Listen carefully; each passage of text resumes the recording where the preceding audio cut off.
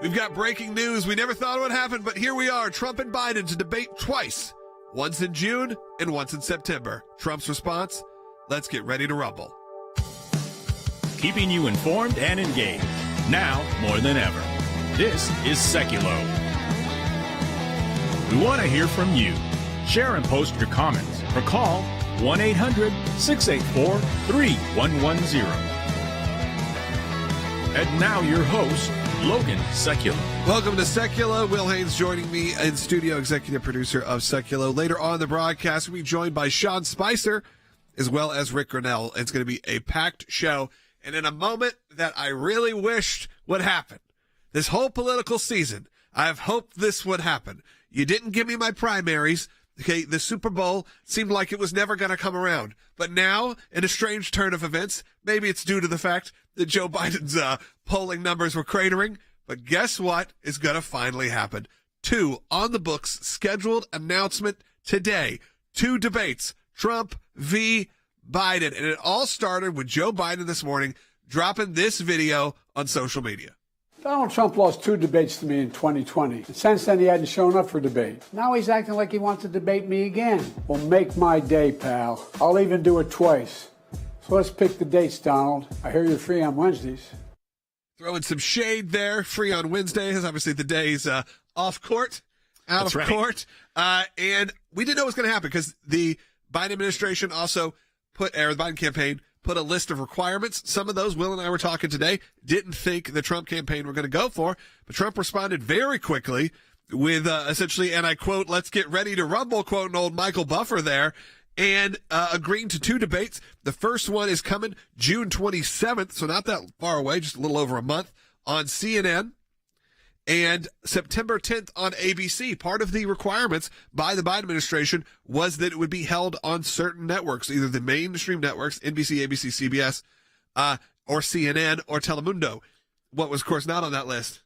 Fox News and MSNBC. Any friendlies. So you got to understand that Trump knows he's going to be getting himself into a situation, but he shines in those moments, so we'll see. Last debates 4 years ago obviously did not go super well really for either candidates, and there's a lot of rules and regulations, but I want to hear from you too. Are you excited about this? I'm excited because look, I could take my own political point of view out of this and go, I love this part of politics. I don't love politics much at all. I think there's some real darkness that kind of goes all over all of it, but I do like to get my friends around, and now we're going to be able to get around on June 27th and watch a debate like it's a big sporting event and actually hear what a President Trump and a President Biden have to say to each other. Notably absent will be any third party. So that means RFK Jr. not invited to the dance. That's right. And we'll go over kind of what the stipulations were that were put forward by the Biden team here in the next segment. But they did say that the debate should be one-on-one, allowing voters to compare the only 2 candidates with any statistical chance of prevailing in the Electoral College. So very specific there.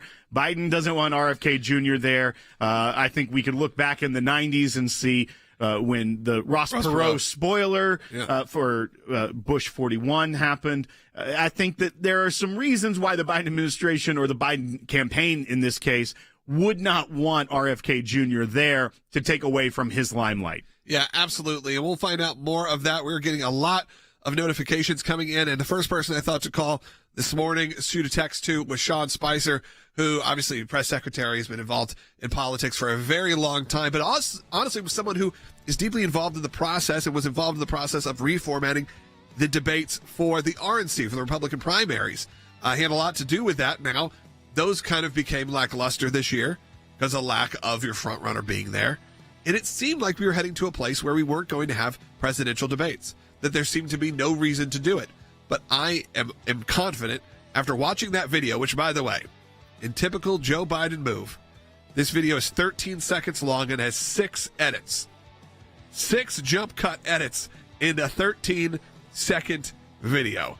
That kind of says it all. But there are a lot of rules. There's some regulations. There's going to be some mics cut. It's going to be an interesting night. I'm looking forward to it. Actually, the first thing I've looked forward to in this political season in a very long time. I want to hear from you, your thoughts, 1-800-684-3110. I'm also going to tell you how the ACLJ is getting involved in election integrity coming up a little bit later. It's major news from the Biden campaign this morning as they are saying that they are willing to debate former President Donald Trump 2 times. Donald Trump lost 2 debates to me in 2020. And since then, he hadn't shown up for debate. Now he's acting like he wants to debate me again. Well, make my day, pal. I'll even do it twice. So let's pick the dates, Donald. I hear you're free on Wednesdays. And just a short time ago, Donald Trump responded. He posted on social media, quote, "I am ready and willing to debate," who he calls Crooked Joe, at the 2 proposed times in June and September. "I would strongly recommend more than 2 debates, and for excitement purposes, a very large venue. Although Biden is supposedly afraid of large crowds, that's only because he doesn't get them." But there's a lot. There's venue, moderator, whether or not they do make a choice about crowds. Trump wants it, Biden doesn't. The microphones are going to be a big issue. We highlighted that last hour. Will Trump will Trump agree to a system where he could be cut off at any time?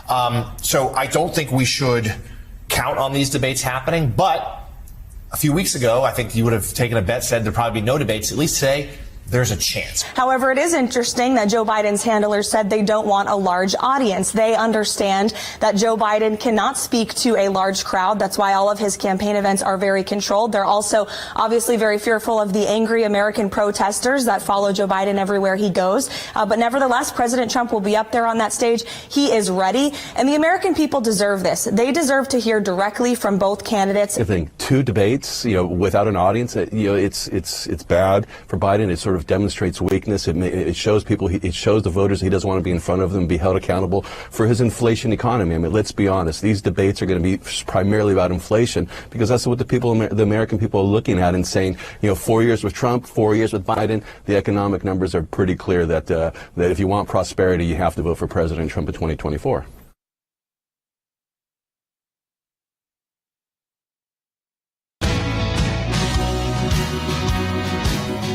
Welcome back to Sekulow. We are going to slow it down a little bit so you have a better understanding of what these debates are, the likelihood of them happening. And honestly, in the last hour, it seems like that likelihood has changed dramatically to it's happening. It's on. You have a TV partner on both of these debates, whether that is the June 27th debate on CNN.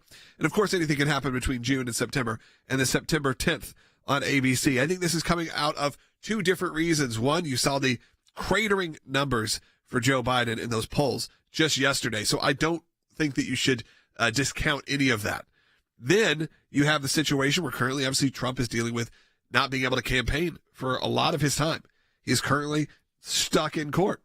So what this does, it gets maybe a positive spin on a Trump potential presidency because you're going to give him the opportunity to do what he usually does pretty well, which is debate and convince people. Again, those last debates in 2020, I think we kind of have to remove those. We know some of the problems that were going on during 2020 and obviously COVID and everything that came after that. So to me, erase those a bit and now go towards more of the 2016 Trump debates. However, there are rules and there are stipulations, things that could, in fact, hurt the president or hurt President Trump. But it does show weakness also on the Biden camp because they're saying we have to have all these rules. That's right. And we see these rules coming out of a letter that they sent to the Commission on Presidential Debates last night. So the Biden campaign sent this letter to the Presidential Debate Commission saying, we're not going to participate.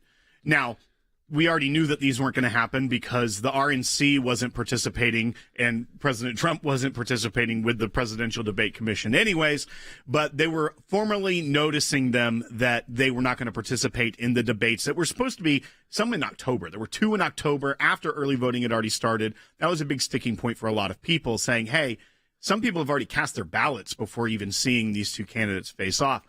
But they did stipulate, hey, this is what we want to see in a debate. And so these are kind of some of the ground rules that the Biden campaign put forward. I want you to listen to these and call me and give me your thoughts. Do you think the Trump campaign made the right decision by accepting the debates, knowing that these are the stipulations? So they said, we believe the first debate should be in late June, which is an interesting thing to note since technically neither of them are nominated by their party at that time. This is before both conventions. But yeah, we need to clarify that because there was talk about that. The fact that the debates that were going to be held by the debate commission, the official commission, the concern the Trump campaign had was these are going to be held after early voting started in certain states. These are independent. Technically, yeah, they are independent. But these are TV events. Exactly. Yeah. And this is, so once again, we said it'd be in late June. They noticed that it would be likely after the New York criminal trial is over for Trump, and it will be after President Biden's G7 summit with the world leaders. They say it should be hosted by any broadcast organization that hosted a Republican primary debate in 2016 in which Donald Trump participated, and a Democratic primary debate in 2020 in which President Biden participated. So neither campaign can assert that the sponsoring organization is obviously unacceptable if both candidates have previously debated on their airwaves. So they were trying to draw that line of saying, like, look, it's got to be a news organization that Trump has gone to before and debated on, so that he can't cry foul that it's MSNBC is the only one that would take this. The debate should be one-on-one, allowing voters to compare only the two candidates with any statistical chance of prevailing in the Electoral College, and not squandering debate time on candidates with no prospect of becoming president. A little shade to RFK Jr. there. Yeah. The moderators should be selected by the broadcast host from among their regular personnel so as to avoid a, quote, ringer or a partisan. And there should be firm time limits for answers and alternate turns to speak, so that the time is evenly divided and we have an exchange of views, not a spectacle of mutual interruption. And a candidate's microphone should only be active when it's his turn to speak, to promote adherence to the rules and orderly proceedings. Yeah. It's a lot of rules. It's a lot of process that I'm not sure benefits really either of them, for that matter.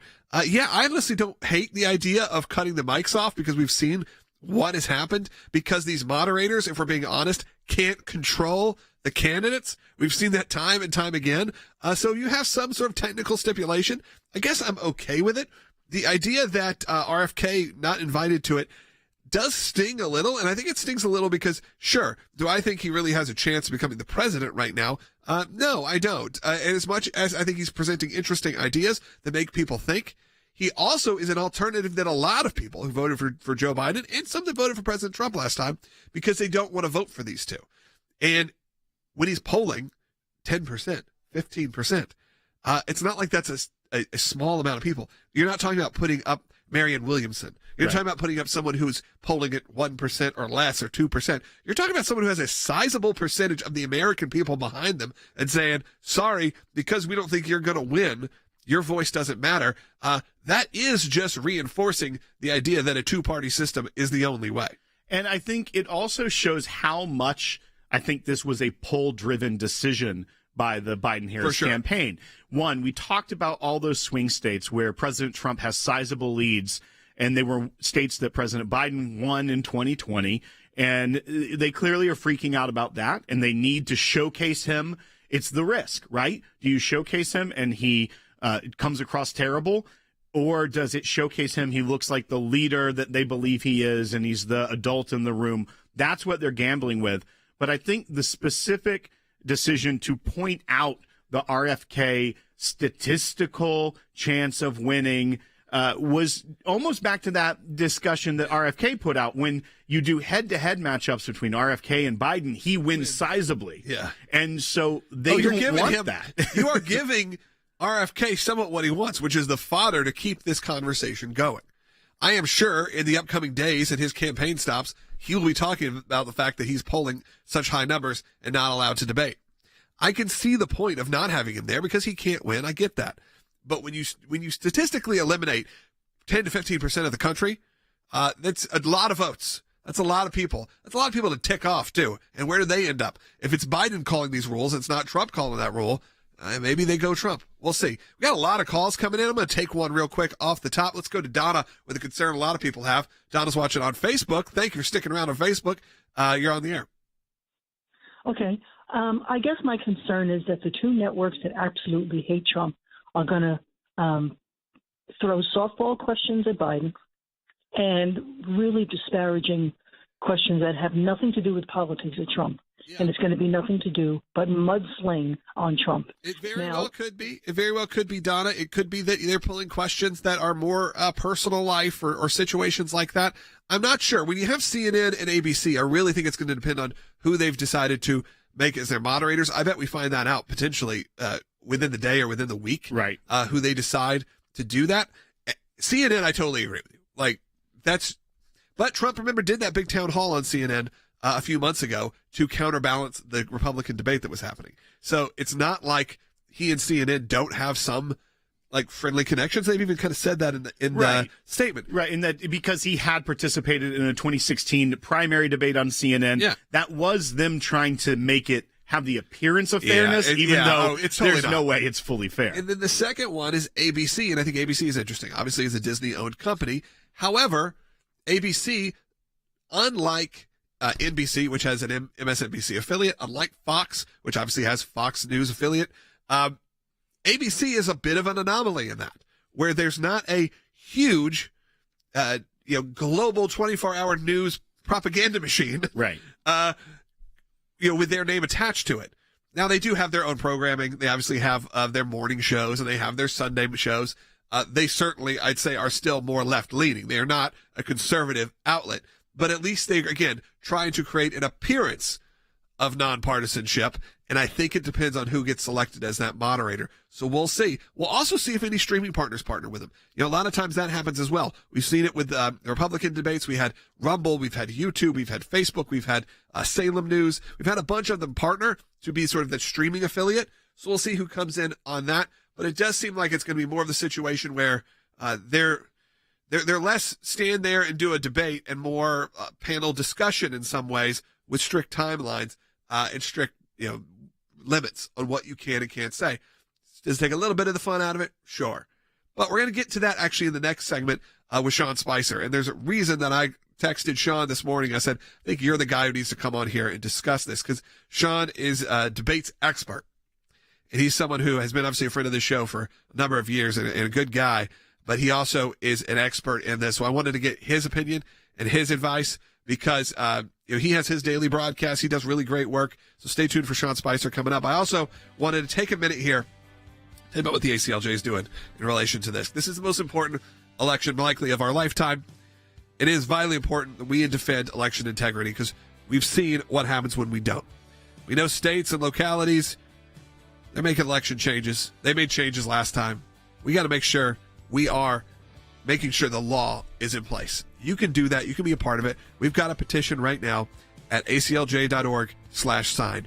We have defeated the left's attempts at so many times to change the game and change the rules. We're going to stick to the rules. We're going to play by the rules of which are allowed. Our legal and government affairs team are already preparing for the fight ahead. We're ready to go back to the Supreme Court if necessary to protect the integrity of this and every other vital election coming up. We need you to take action with us. Sign that petition at aclj.org. Stay on hold if you're on hold. Sean Spicer coming up in 1 minute. A teacher in Texas who was praying at See You at the Poll with other teachers well before any students were there. And she was approached by the principal and literally told that the school policy is that teachers are barred from any kind of religious activity in the presence of students, which is completely unconstitutional policy. And so the ACLJ was contacted and we got involved and we are able to, allege with this case that students and teachers don't shed their constitutional rights when they simply walk through a schoolhouse door. And so that's what this case involves. We had a preliminary injunction that's going to enjoin the school from actually enforcing that unconstitutional policy. The school came out of the bat swinging, saying that our client was trying to pray in the student group session with the students, which is just not the facts at all here. She was praying before the students even arrived at the flagpole, when the principal pulled her in to his office and chided her and the other teachers because he said there were students outside the front door who were waiting to come into the rooms. So it had nothing to do with students being at the flagpole. So we went to the judge and said, look, it's unconstitutional to say that she can't, in her private capacity before school starts, be praying with the other teachers at this pole. She also has asked specifically to have Bible studies in her classroom, and the current policy meant that if a student walked into her classroom while she was praying with the other teachers, she would immediately be in violation of the school policy and could be fired. So we've asked the judge to enter an order protecting her right, her constitutional right, and I think he took it into consideration. The other side mischaracterized our client a little bit, but we argued back and stated the record clear. She's not trying to pray with the student groups. She's just trying to have personal prayer at the flagpole.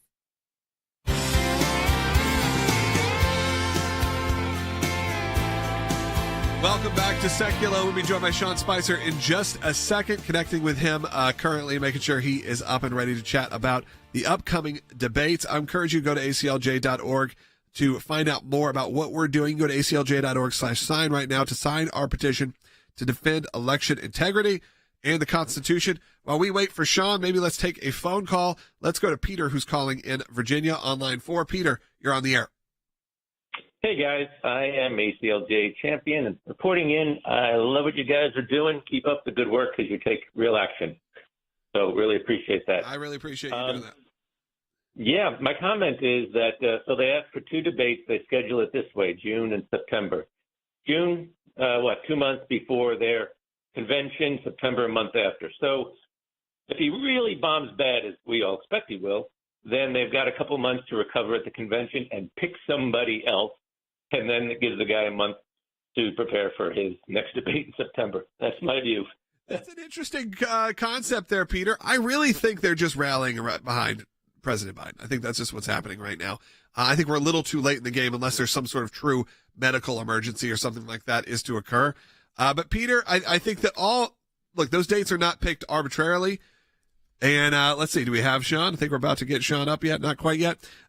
But you are right that we are dealing with a time. We got him now, right? I see him. So I think we got Sean Spicer ready for us. Sean, you there? I wanted to get your feedback initially. Obviously, this morning we all woke up to that video from President Biden saying, I'm ready to debate.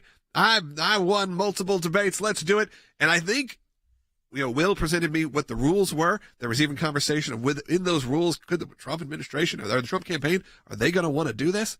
And they've agreed. It seems like it's happening, but I thought if anyone could comment on this, it would be you. So that's why I hit you up this morning, and I just want to get your initial thoughts. I appreciate it. It's funny. I woke up this morning. We had a show planned for our episode tonight where we talk about inside the court. Tommy Tuberville, Andrew Giuliani are all deciding this, and I was like, oh my God, I got to figure out how we're talking about this now. Look, I think the Biden campaign was in a corner, backed into a corner, and they thought if we lay out the most favorable terms, i.e. no third-party candidate, we get to have it at one of the media outlets that is unbelievably deferential and favorable and part of our team, i.e. CNN and ABC. We get rid of the live crowd. Anything that benefits Trump, if Jill Biden moderates it, if I get 2 naps, then we might as well throw that out there and see what he does. And Trump, he keeps saying anytime, anywhere, and true to himself, he said, okay, I'll take it. I think it's interesting to me, though, because the bar is so low for Biden that he just has to show up. But at the same time, he's going to get such an advantage by being at CNN and ABC, who, it's not an exaggeration when we say are led by Democratic operatives. You can think about Jake Tapper and George Stephanopoulos and, Margaret Raddatz, who cried on election night. He has 2 very sympathetic moderators, and the bar is very low. He literally has to stand there for whatever it is, an hour, and then maybe take a nap or something in between. I think looking at these rules too, some of them being also that the mics have to be cut off after a certain amount of time, and again, no audience. Somewhat it shows, and I'm no puppet here, but it shows some weakness coming from them, and in the conversation of also being it has to be the 2 of them. It can't be a third party, even though we know an RFK, though has no real path to win, is polling a good number, a bigger percentage than a lot of people will. He'd qualify under the presidential, commission's rules. But here's the thing, and this is why your show and my show are so important. Do you really think that Politico or the New York Times or NBC or anyone is going to report that Biden, made it clear that those were the conditions? No, they're not going to. And so this is the advantage. They are playing with house money because they know that no one's going to call them out. Right. And no one's going to say to them, hey, that's ridiculous. You don't get to dictate the terms. I negotiated the primary debates in 2016. I negotiated on behalf of President Trump for the NBC town hall.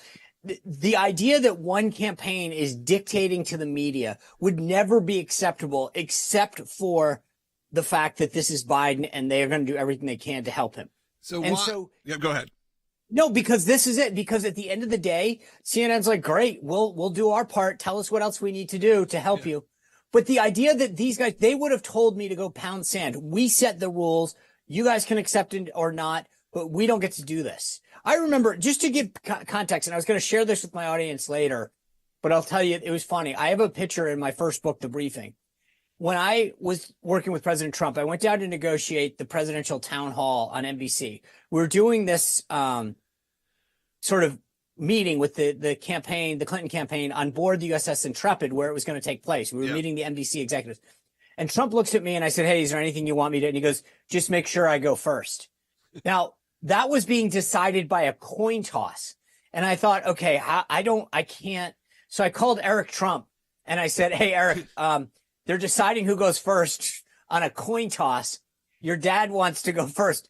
I need some cover here. What do I choose? He goes, heads. I was like, okay, I just need, if I blow this, I want to say it was Eric's fault. Yeah, I love that. So in this situation, though, you're in the Trump, if you are the people making these decisions, and Trump has accepted now, I think it's going to happen. I think that the debate, the conversation was maybe it will, maybe it wouldn't. I think it's happening now. So the decision making from the Trump point of view has got to just be, let's get out there in front of something, because at this point, all we're getting is this court coverage. So can we come up with something else here? And now he's finally agreed to do it. Maybe the Trump campaign thinks Trump can shine even under these conditions. He's going to. Look, as much as Joe Biden's going to play on a home field advantage, Trump's got immigration, the economy, China, every foreign kerfuffle that's occurring in his advantage to exploit. If I were Trump, I'd get up there and say, this is my record. Here's what I did. Joe, talk about yours. I'm done. Shut my mic off. Shut it off and let Joe Biden talk. And that would be the tactic, because Biden can't defend his record. The only thing they have is abortion. They talk about defending democracy, and yet they're kicking off the third-party candidate. They're not allowing people to participate. I mean, the irony of what his rules are really about is shutting out any kind of dissension. So I do think that Trump is going to have a massive advantage on the issues and on his record. And that's going to be the key. My only advice to Trump is don't get in your own way. Let Biden sink on his own. Just literally welcome people. Thank you for having me, CNN. Jake, give all the time to Biden.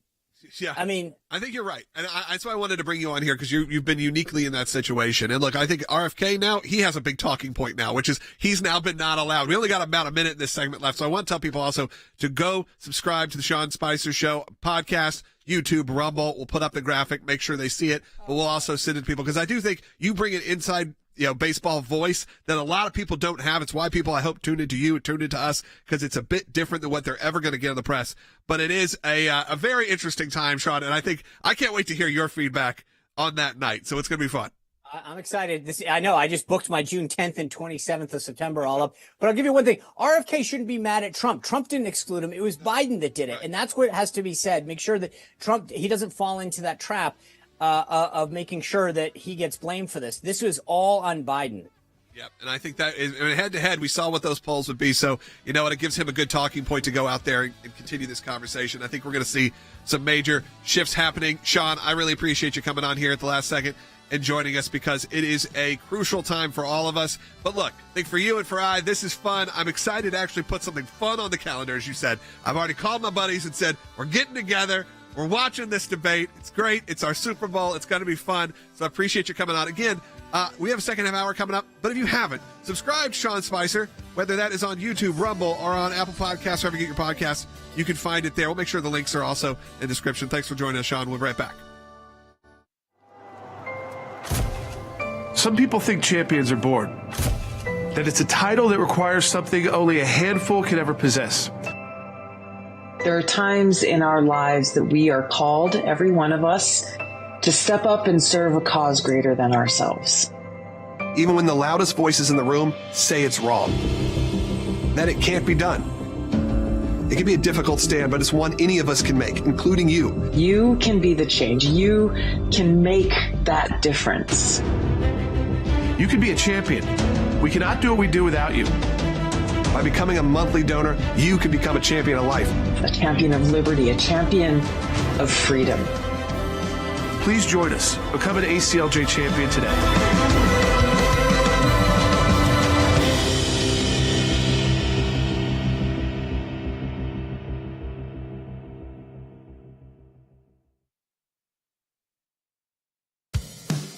keeping you informed and engaged. Now more than ever. This is Sekulow. And now your host, Logan Sekulow. Welcome back to Sekulow. If you're just joining us now, sort of the big news of the morning. President Biden challenges President Trump to a debate, and he accepts 2 debates. In fact, that's right. You've heard it here. June 27th on CNN and September 10th on ABC. I'm sure these will be prime time events that will be covered on both of those. Again, as Sean Spicer said, favorable to President Biden as he set the rules. These are outside of the debate commission.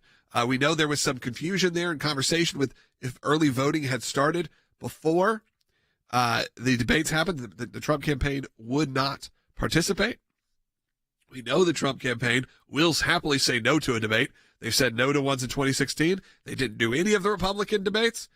So before this morning, I really thought we were not going to be getting these debates. But now, as President Biden has been cratering in the polls, he knows he needs something. So he created a stacked deck, if you will, of favorable rules he probably thought President Trump was not going to agree to, which included what network it would be on, including rules like that the mics will be turned off at a certain moment. What were some of the others there, Will?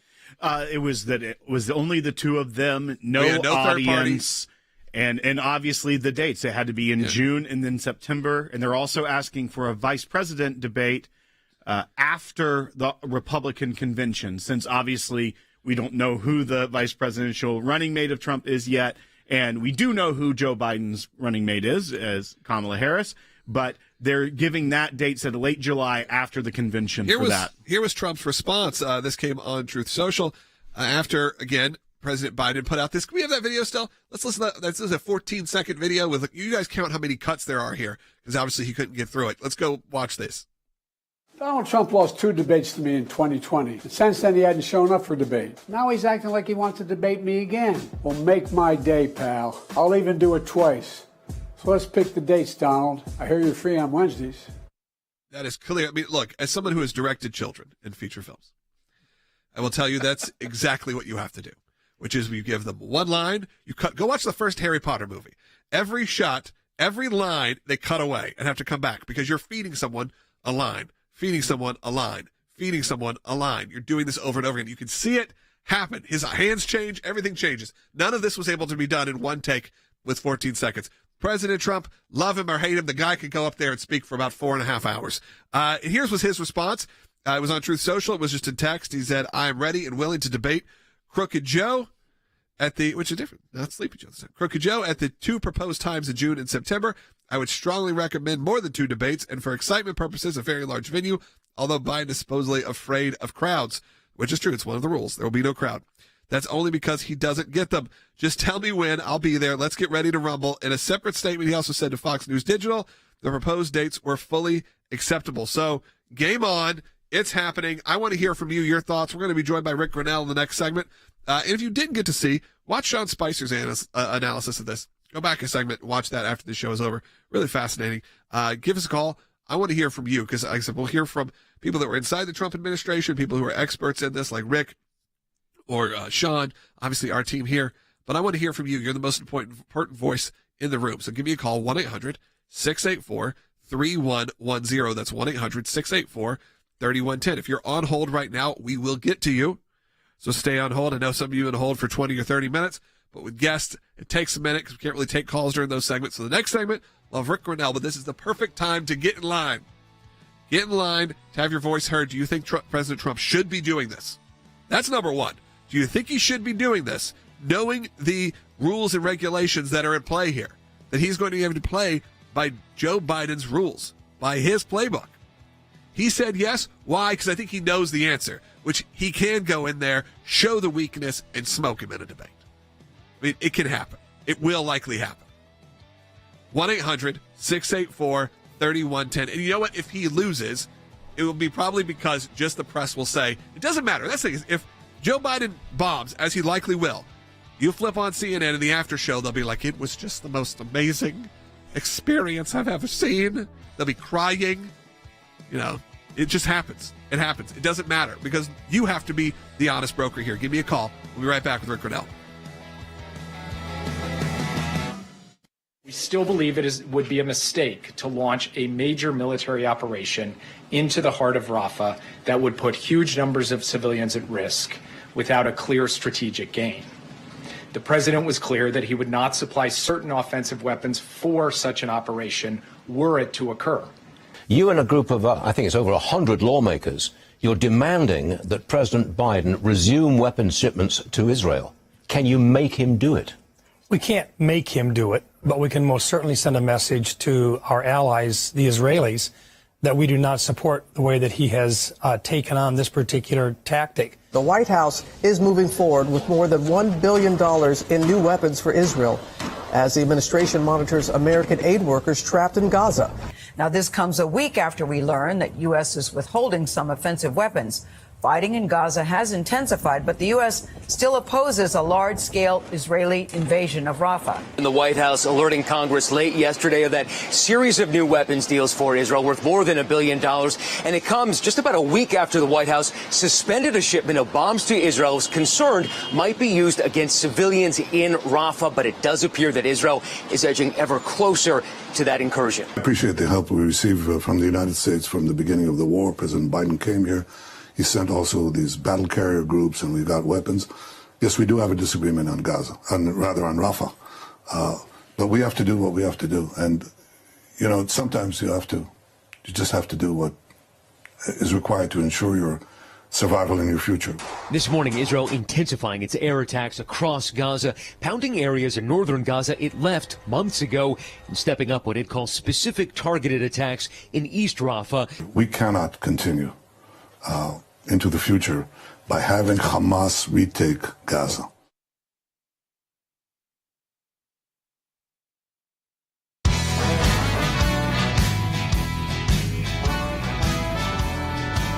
Welcome back to Sekulow. Rick Grinnell's joining us. Rick, another voice that I really wanted to hear, the feedback from this morning's news that the debates are on. I didn't think we'd get to this day after the last year of, like we said, President Trump is totally fine with not debating. You know, he has in 2016 had one debate he didn't show up at. Obviously, gave no credit to the Republican other candidates running this year, and understandably so. But this time around, I thought that maybe it just wasn't going to happen. That sort of those fun events that we all look forward to were not going to happen. But the rules were set by the Biden administration. They put out, a 15-second open challenge, then put up a little statement saying, "Well, here's what we really mean." When we first got those rules, I was like, Trump is not going to agree to these rules. These rules are ridiculous. But you can never you basically second guess where President Trump will go. He said yes, accepted, and now these two are on the books. But I wanted to get your feedback. Yeah, look, I look forward to having two presidents, a current and a former, actually talk about their vision for America. I'm not sure that we have been privy to something in modern times that is so clear-cut in a race. You literally have Donald Trump's version of America versus Joe Biden's version of America. And I think people want to see the clear distinction. This is a disaster for Joe Biden. He's got nothing to run on. He's got no successes. He's got lots of failures, and yet he's got all of the media. So they're going to try to convince people that multiple wars don't matter, high gas prices don't matter, and what you're seeing at the grocery store is an illusion. It's going to take a lot of money, Logan, and it's going to take a lot of spinning. I don't think they can do it. Absolutely. Yeah, my apps that track my spending definitely tell me it is not an illusion. But Will, right. I know you got something. That's right. Well, to me, the timing of this is so curious. We saw New York Times put out their polling earlier in the week that shows President Biden trailing in very important swing states that he may or may not have won in 2020. But we see those polls come out, and all of a sudden, surprise, surprise, this what appears to me to be almost a Hail Mary from the Biden campaign. Is it a direct referendum on these polls, trying to just gain a little bit of ground at this point? Hey, Logan, aren't we lucky to have somebody like Will who nothing gets by him? He's a very smart political guy. He sees what they're doing. He sees their spin. The timing is unbelievable, Will. You're exactly right. I mean, to see all of a sudden these swing state numbers come out they're getting pounded, and so they do a quick Hail Mary distraction. If you notice that video of Joe Biden announcing that he was going to do a couple of debates with President Trump, it's cut like more than 10 times, and it's like a 15-second video. He couldn't even get through 15 seconds. So I look forward to the contrast between Joe Biden and Donald Trump. It's going to be fantastic. Counting it the last time, and I think it was 6 or 7 edits, and I said it's very much as someone who's directed films and directed children. It is how you have to direct kids often, which is just to feed them a line, cut, feed them a line, cut, and it's awkward. It's why when a kid actor is great, you're like, wow, that kid, it was amazing. Yeah, because most of the time, I said, go watch the first Harry Potter movie. Every line, there's a cut because they had to just feed them lines. It's clear that's what's happening, including the zingers and the jokes and the, everything that gets thrown in there. And I said, there's one thing you could not take away from President Trump. If you give him a microphone, he will speak for, it could be 3 or 4 hours. So the headline here is Logan Sekulow calls Joe Biden a child. I love it. I'll take that. I think that that's probably true. It is very similar to that. Look, I've seen the way that it has worked internally. It feels like that kind of situation. What do you get, though, on these rules? Because President Trump agrees to it, goes into, I saw one of the comments said, yes, it's a caller that's calling it, said, even if it's entering the lion's den, you got to enter it, you got to be there. Because the rules, if it wasn't Joe Biden, someone who I would say even most Democrats understand could be easily defeated in a debate right now, you would look at these rules and go, this is a stacked deck that is a bunch of ringers. It is offensive to even consider because it's saying not only is it not friendly networks, you are only taking networks that, like you said, are CNN has to be the first network. ABC later on, you could maybe give a little bit more of a gray area there. But you say CNN is our first debate. No audience. So we know that plays into the fact that Biden will not do well in front of an audience, and we know Trump does very well in front of audiences. No third party candidates. So even if RFK starts polling 20 or 30%, sorry, you don't get to be on that stage. And then what was some of the others? Those were the main Those ones. were and the microphones being cut off. And the microphones are cut off. Again, another situation where I think that we are living in a world where those last debates and even some of the Republican ones were so chaotic because the moderators are bad. Because the moderators can't do their job often in these situations, that you have to have these new, what feels like very 2024 rules of we're going to cut you off. But you step on all of those, and still he says yes. Is it just because we have to have voices in that room? If a debate can happen, it doesn't matter what the stipulations are. But I want to know your thoughts on those sort of what feels like very specific rules that, of course, will never get reported as the mainline story. It'll be just Biden challenges Trump, Trump accepts. Yeah. Look, the rules are ridiculous that they've put out there. Look, I think Republicans are very used to having hostile media questions. The public, though, looks at these advocates who pose as journalists, and they really rough them up. The credibility of reporters are at an all-time low. So I don't really think that they gain anything when they are so blatantly biased, especially against President Trump. He's going to throw it right back to them. So not having a live audience and having all of these rules is problematic, but I still think that President Trump can go in there and just kill it because we've got facts.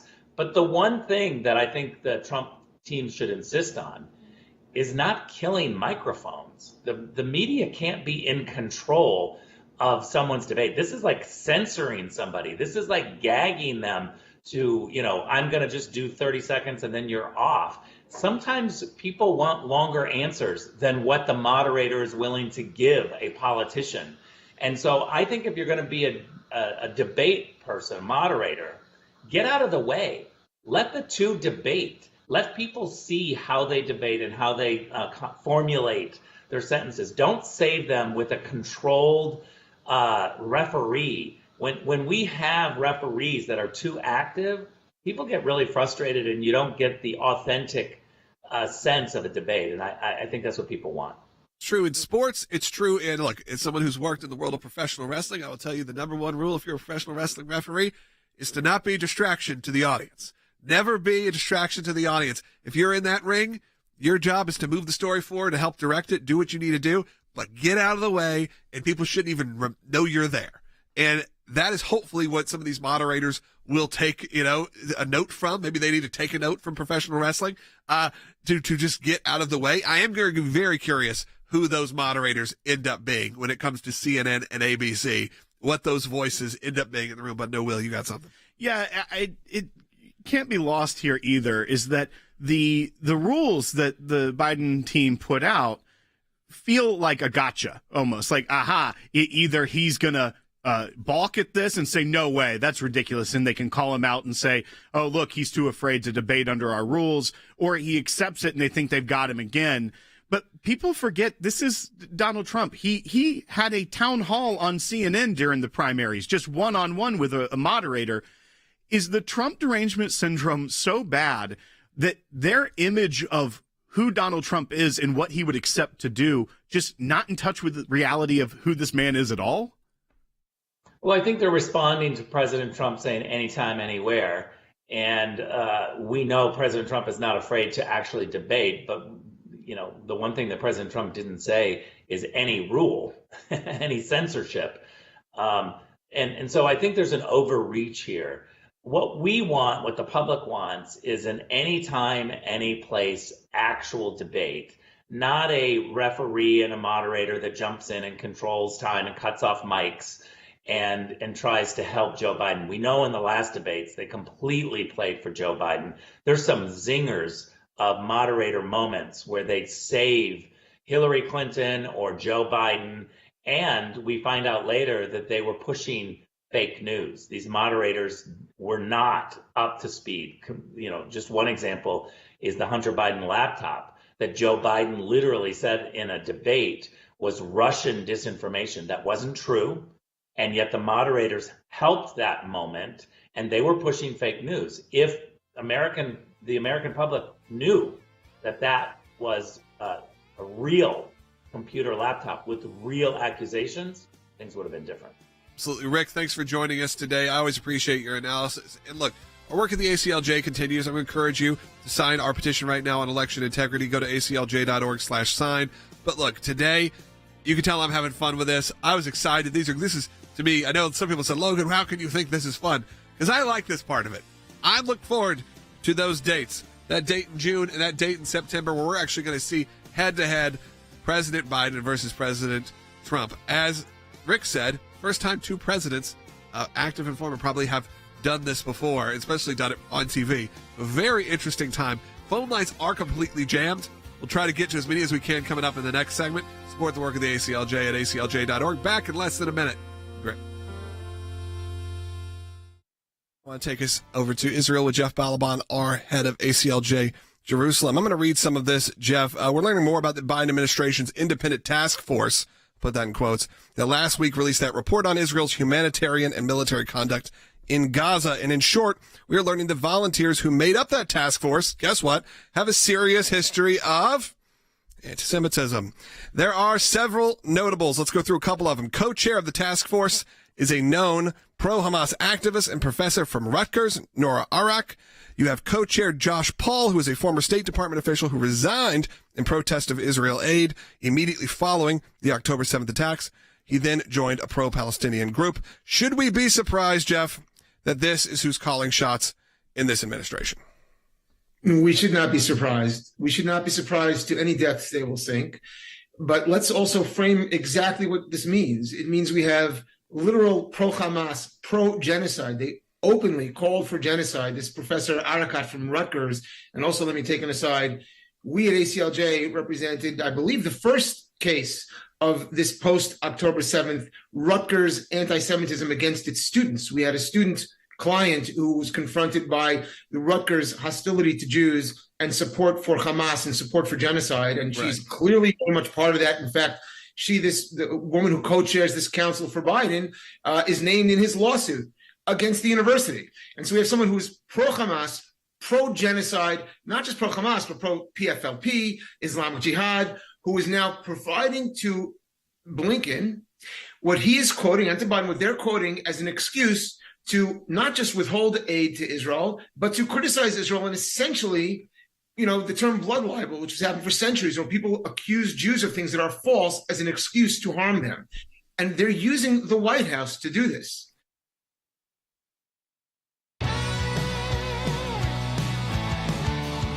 Welcome back to Sekulow. Hey, we just had one line open up, 1-800-684-3110. Get in line. We'll try to get to you. A lot of you guys have been on hold for a while. I'm going to ask you right now, if you're watching on YouTube or on Rumble and you're brand new, hit that subscribe. Even if you're not brand new, maybe you haven't subscribed. We know that about half our audience doesn't subscribe. And look, we've had 100 million plus views on that YouTube channel alone. Hit the bell to get the notifications when we're live each and every day. I know that sounds like the most YouTuber thing ever, but know that it really does help get the message across. And if you're in the chat right now, I'm just going to ask you to check in. I love reading at the end of the show where everyone's watching from, because a lot of times it's from around the world, which is really impressive. That means the ACLJ's messaging and what we get here gets to be heard not just in our country, but American values, true American values, can be seen and heard all around the world thanks to these platforms. So check in, say, hey, Logan, I'm watching from blank. I'd love that. Let's go ahead and take some calls. We'll go in the order as which they came in. Marie's calling from California, listening on Sirius XM. You're on the air. Hi, good morning. Thank you. My comment was I'm interested in these debates, but I really want from both sides civility and respect for each other. They're already starting with the comment that Biden made about, I hear you're available on Wednesdays, and then Trump said something back already. If Trump could just be quiet and let Biden talk, I think that would be his best weapon. Yeah, I think, Maria, that was one of the feedback I think that came in from Spicer, which is pretty much to go in and say, okay, just let him say what he wants to say. Let Biden dig his own grave, if you will, in terms of his political acumen and what has happened over the last 4 years. We've all seen it. But I think, look, I wish you were right. I hope and pray we return back to a country where we can have those debates that isn't just mudslinging and just dirty. Like you said, the first thing he said was, I hear you're free on Wednesdays. They started selling merch that said that. Free on Wednesdays, because obviously that's when the trials are on break for President Trump. Those moments don't, like you said, don't inspire confidence for a leader. It makes you feel like you've gone too low. And weirdly, the rules that he set in place are to try to give you the idea of, oh, it will be fair. We're cutting off the microphones. There's not going to be an audience. It's going to be a serious debate. But you're right, when President Biden, and then look, in response, President Trump, not known to mince words, not known for, not throwing around insults, maybe probably the most known for that, whether you like him or not, and whether you like that or not, it is not where we are right now. This is going to be brutal. It is going to be brutal. Okay, you were right. You can see, read the writing. Maybe that's why I said I'm excited about it, and it seems fun, because I know these guys are not going to come in here and have a boring vice presidential style debate. This is not a Mike Pence, Kamala Harris debate, which, you could say whatever you want to say about it. Those were pretty boring. Right. This is going to be high level entertainment, and we'll see how it goes. Let's continue on. Let's go to Bob, who's calling. Watch on ACLJ.org. You're on the air. Thank you. I would like to see the moderators strictly limited just to the questions that are written, that they have a certain amount of time, that the cameras focus on them only while they are reading the question, and then their mics are cut off. They can say nothing else. Number two, I would like the candidates to be able to take the conversation in any direction that they want. And then three, I would like the questions to be made known word for word, 30 minutes to the whole world, 30 minutes before the debate. And I think that's a big problem that happened with a lot of the debates, especially in the last cycle, is that you saw moderators becoming an active participant, almost another debater. They would do things like fact check on the fly. It went back to even between Barack Obama and Mitt Romney, where the moderator fact checked Mitt Romney on something live, and it wasn't even accurate. But they've become another voice in the room when really they need to moderate. They need to keep the time, ask the questions, guide the conversation. But even to your point, Bob, I don't think that they're going to have any problem using their time as they see fit, even if they decide to veer off what the direct question was. That's never been a problem in these presidential debates. Yeah, absolutely. I'm going to take a question that just came in on social media, and it said, Logan, because I think I do need to clarify this, and then we'll go back to the calls. Do you own a lot of gray T-shirts, or is this the same one that you're wearing every day? And that comes in from Jody. Logan, do you have a lot of gray T-shirts, or is it the same one every day? I'm like a cartoon character. If you open up my closet, you'll see if I like something, I buy 10 of them. So yes, I have a multitude. I'm not wearing dirty laundry every day. So it's okay. Will says, don't smell. It's fine. I make sure he tells me that. Let's go ahead and take some phone calls and continue on. Man, all of you guys came in the same minute. So let's go Nancy in Texas on line 3. Yes, hello. Thank you for taking. Oh, Nancy. You do? We got you. Go ahead, quickly. I'm talking. Can you not hear me? I can now. You dropped out for a second. Go ahead. Okay. All right. I appreciate all you do, and I am a champion. My question is, or concern is about the voting integrity. Sure. I have a friend who works at the voting places, and he has talked with Democrats about the integrity of the vote. And they just laugh and say, oh, we've been stuffing ballots for years. Well, I mean, Nancy, that's obviously not a good thing you want to hear from them. But there is a lot of talk about voter integrity. We actually have a petition right now. You can go to ACLJ.org to sign because we are taking action where we can. That's right. And if you go sign that petition, you know that you are among the other members of the ACLJ that stand with us. And it's impressive when we go to the Capitol Hill and show it to lawmakers, or if we go to states and show the reach of the ACLJ and the members that stand with us on these petitions. And many times we'll even break it down by state or by district if we're going to individual lawmakers to try to affect change and show, look, the people from your district are standing here and they're asking for you to represent them in this way. So it's a very powerful tool. We've been doing it for decades at the ACLJ, and it is always known that when the ACLJ comes with a petition, they have a multitude of people behind them that want to see them represented in this way. All right, we got 2 calls in 2 minutes. We're going to do our best. Teresa in North Carolina, you're on the air. Warren, we're coming right to you. Teresa, go ahead. Hi, this is Teresa from Monroe, North Carolina.